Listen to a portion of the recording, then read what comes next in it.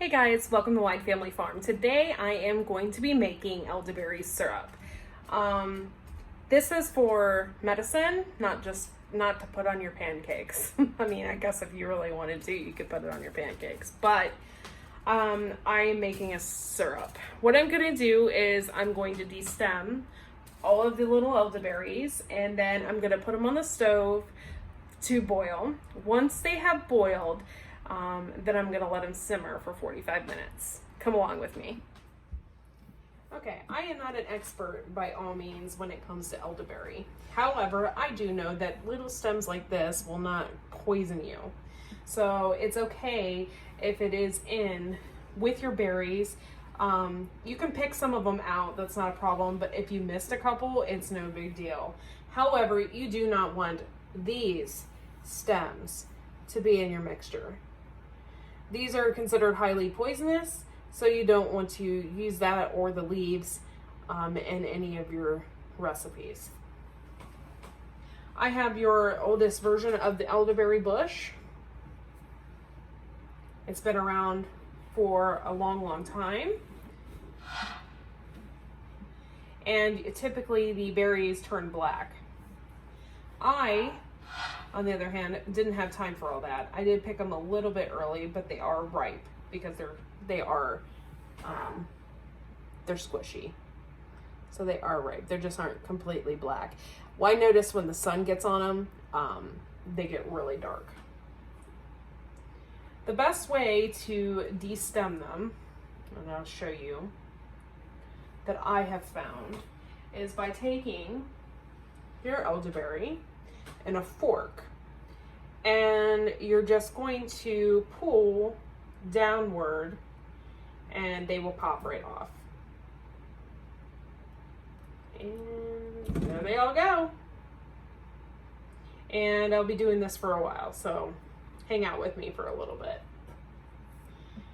This whole bucket right here is full of elderberry. I thought about several different types of things to do with this. Thought about making an elderberry pie. I thought about making all different kinds of stuff, tinctures, whatever. I am going to be making an elderberry syrup, and this is a food medicine. However, I thought that making elderberry syrup would be the best way to harness everything that an elderberry is good for. So that's why I have decided to make a syrup. I mean, yeah, you can make a pie or whatever, but a pie is not really going to help you when you're sick. So right now, the way 2020 is going, I think we all need to do whatever we can to keep ourselves from getting sick. So this is one of the ways.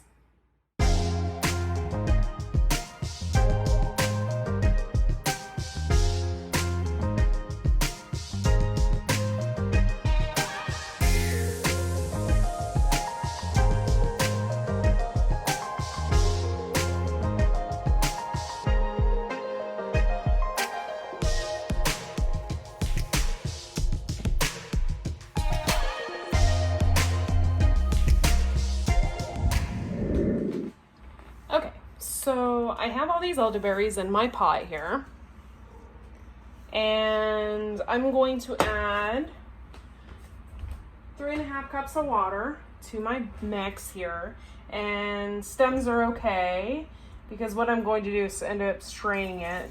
You just don't want the big stems in there.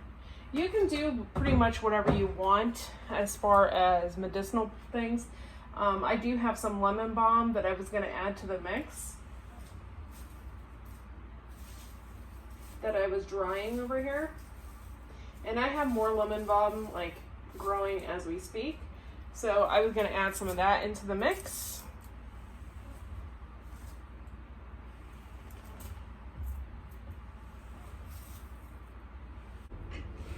And honestly, I have like a lot going on in this kitchen. This time of year has been a little hectic, a little crazy. I don't know if you guys are feeling the same way or not, but it's been a little nuts. so therefore I have things everywhere. I'm working on it.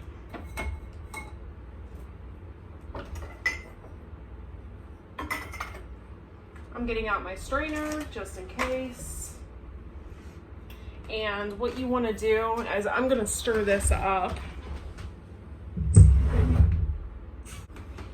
I'm just going to stir this up because I want everything to get in there.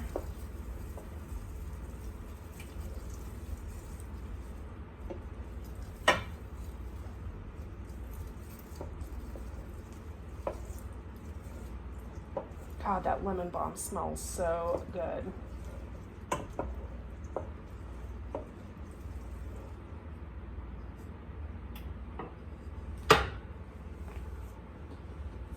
Okay, so I have everything in here ready to go. I am basically boiling this, and what I'm going to do then is just let it come to a syrup. And that's basically what you want. You want this to come to a boil. Okay, so I added my lemon balm in there and I already let it come to a boil. So now I'm just gonna let it simmer on the stove. I already have it for almost 40 minutes and I'm gonna come back and take a look at it. I kind of am making it like I'm making a jam. And I used my masher and I just kind of mashed it up. I think that will help get some of the juice out of there as well. And then I'm gonna come back to it. Okay guys, so I have 1 cup of raw honey right here. My timer has just went off. And I'm going to take the mixture and pour it into my bowl here. What I'm going to do though is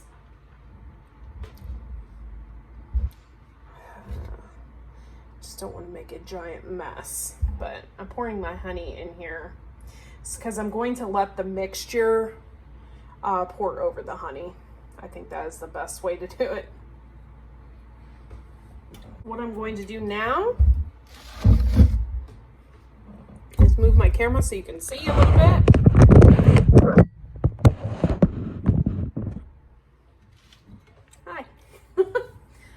So I have the syrup. I'm going to pour over top.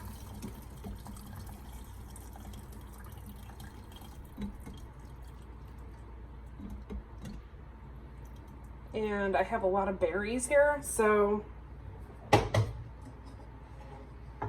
just going to let them sit over top because you really want to let it strain for as long as you can, basically.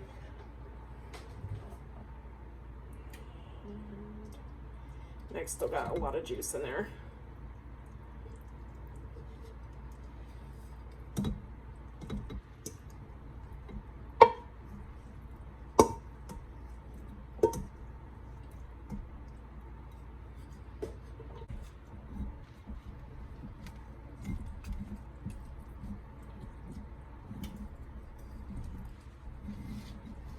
I'm just kind of pushing it around and pushing it through so I get like all the juice out of there, and it looks like I have. Just letting it, see, I still got stuff in there that's coming out. So I'm gonna let it sit there for a few minutes, let it drain. Okay, now I'm just going to stir it just to make sure that everything's getting mixed up. This is what it looks like. And I put it in there while it's warm, so the honey's all melted together, so I'm not gonna have like any issues there. And this is like beautiful.